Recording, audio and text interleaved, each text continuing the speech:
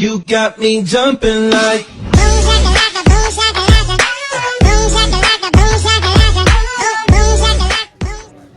Good morning, chat. Good morning. Let's go ahead and do this one.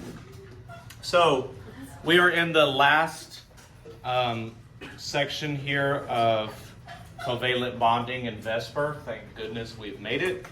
The last little bit here, we are talking about intermolecular forces. So, we have talked about the kinds of bonds within molecules up to now. We've talked about ionic, which was last unit, and we talked about covalent, which is this unit. These are strong forces.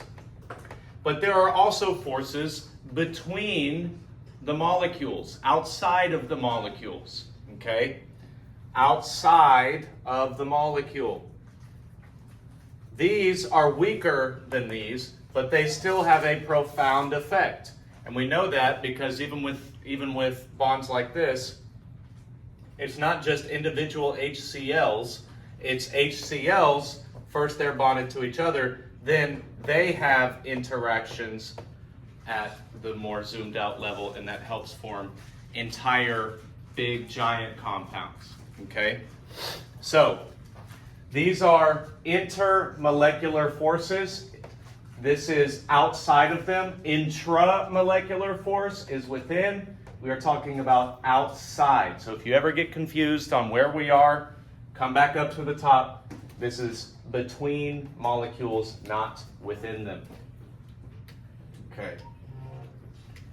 So, what are these forces? They act between molecules, not within. They explain why substances behave the way that they do. They are molecular attractions, like in between different molecules, not within them, but between different molecules. This is a review of intra. They are between, I already said that. Great, I already said all of this. This is just an example here. You can see, and I'll talk about this, but see how these water molecules, in the last one, we talked about how water has a partially negative charge here and a partially positive charge here because it is a polar molecule. So what that means is this partially negative charge is going to want to get close to this partially positive charge, while this partially negative charge is going to want to stay away. So water can form bonds like this of attraction between its partially negative and partially positive sides. Again, this is due to electronegativity and polarity, which we talked about in VSEPR. So if you have not watched the VSEPR video, make sure you do that as well. Okay, and we'll get there. But that's what we're talking about. Between the molecules. These are important. Yes, they are. They are important. Okay? They are important. You know that. Now, there are 4 types that we are going to talk about in this class, talk about today. And they are in order from weakest to strongest. You will be asked to put them in order of weakest to strongest. Memorize this order. This is the order we're going to go in. We have London dispersion forces. Basically, well, I'll define all of them in a minute. Dispersion forces. Then we have dipole to dipole forces. I just talked about polar molecules attracting to each other. We have hydrogen bonding, which is also an aspect of what I was talking about in that first slide. Then we have ion dipole. Okay. That is the order in terms of strength. I'll define these words as we get to them. Up first, London dispersion forces. These are the weakest forces we're going to talk about today, and these are present in all molecules. They occur due to temporary shifts in the electron cloud of a molecule, which creates a moment of attraction. Okay? They're the only forces acting in nonpolar molecules like methane. Test question. Okay. In methane, CH4 or carbon tetrahydride, they're the only forces at play. Okay. So what's happening is you have an atom that is perfectly balanced and symmetrical, right? As things move around in life and in nature, instantaneously there is a moment where maybe all of the electrons will shift to one side of the molecule. Now we're talking about an atom that's very, very small, and we're just talking about as things move and touch and come in contact to each other, pretend I take a bunch of magnets and I just introduce them to each other and let them fix themselves, right? Those instantaneous moments while they're fixing themselves, those are London dispersion forces. Then they fix themselves and they're all perfectly aligned and balanced again. Okay? So every single molecule in the world is going to experience London dispersion forces. It's literally dispersing. Okay? Very, very weak. But, for example, let's say I throw those magnets. I have everything was all temporary and good, right? It was happy. I throw another magnet in, and I throw it really well. It will start readjusting all the other magnets until they readjust themselves, right? So that's London dispersion forces. It's literally the electron cloud dispersing, all right? Very, very weak. All elements and compounds experience it. In methane, it's the only kind of force that it's going to experience. Dipole-dipole forces. Okay. This is a dipole. I drew this earlier. It is a partial charge due to electronegativity.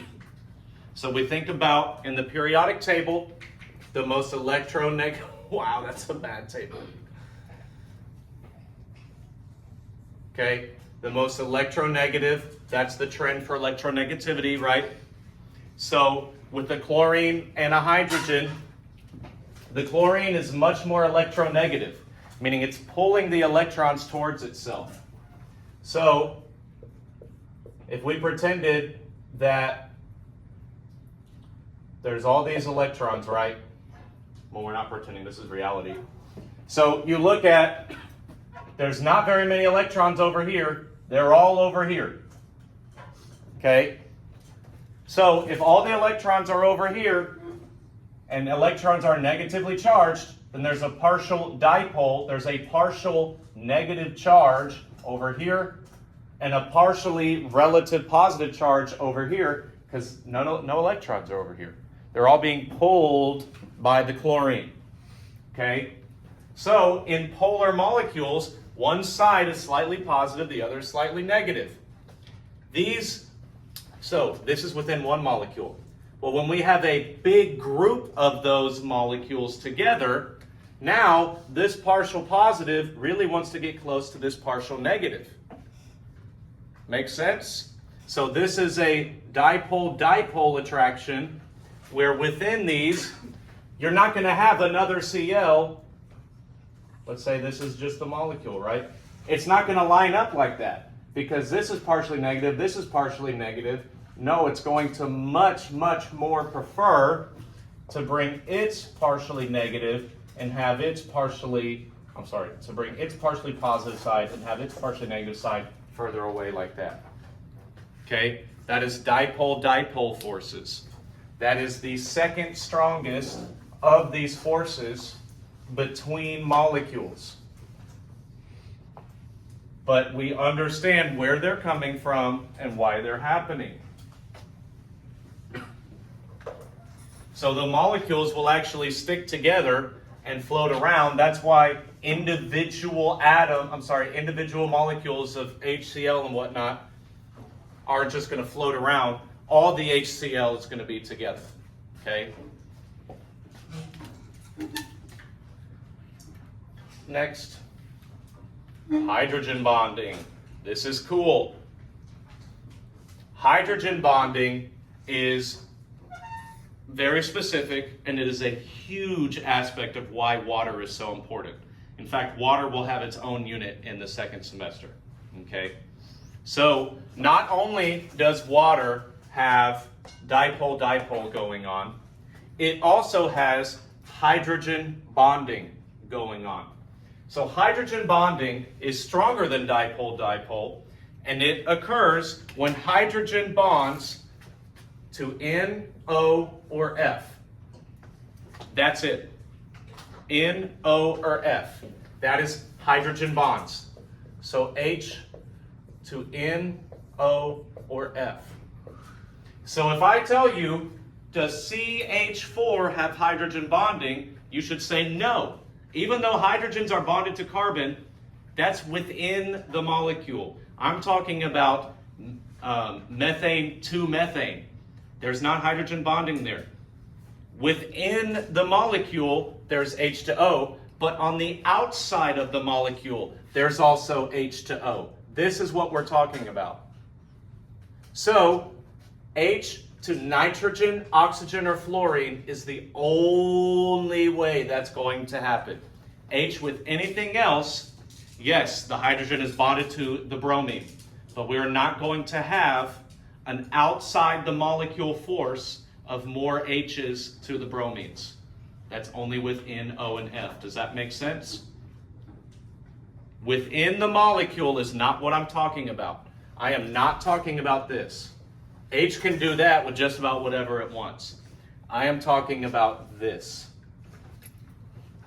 On the outside of the molecules to each other. Okay, that's hydrogen bonding, and it only works with nitrogen, oxygen, and fluorine. That will come up on your test a lot. I put it in your rocket ship a lot.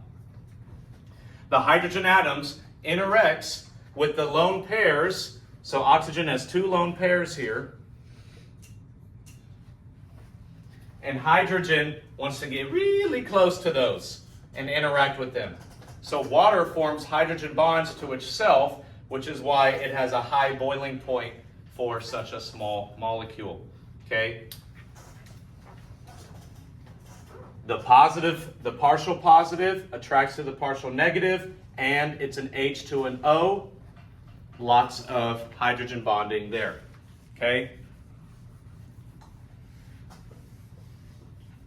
That was the third strongest. Next. The strongest of the intermolecular forces. Ion-dipole forces occur between an ion and a polar molecule. So this is why water, which is a very polar molecule, dissolves just about every single ionic compound. And there are lots of exceptions, and that has its own unit too. Okay? But what you need to understand is that, like salt, NaCl, dissolves in water. We've known that. This is why. Let's see. Stronger. In the salt water, sodium ions, the Na part of salt, which is NaCl,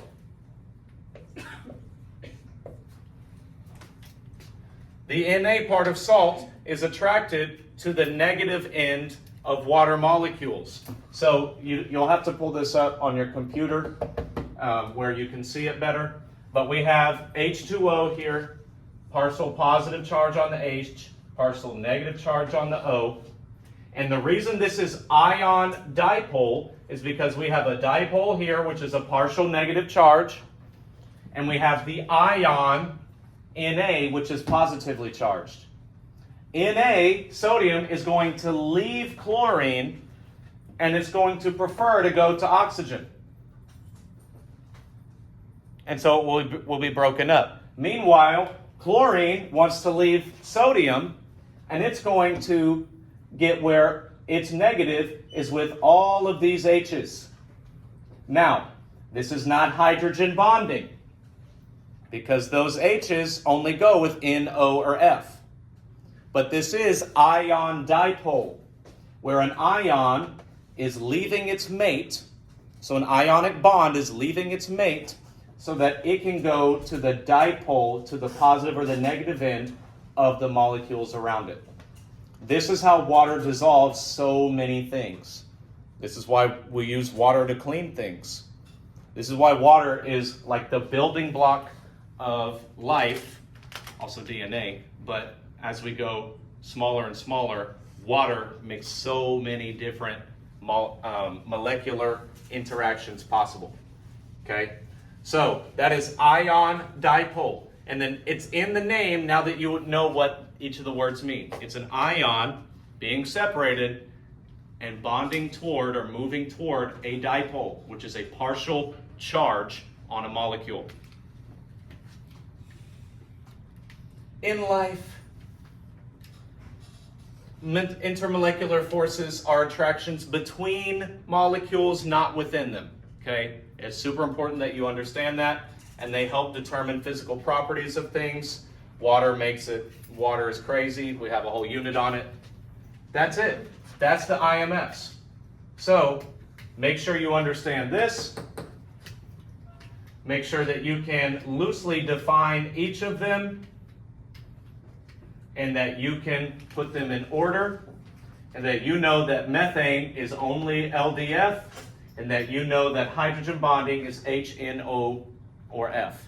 Okay? That's it. That's intermolecular forces. Don't forget to practice, and of course, like, comment, and subscribe.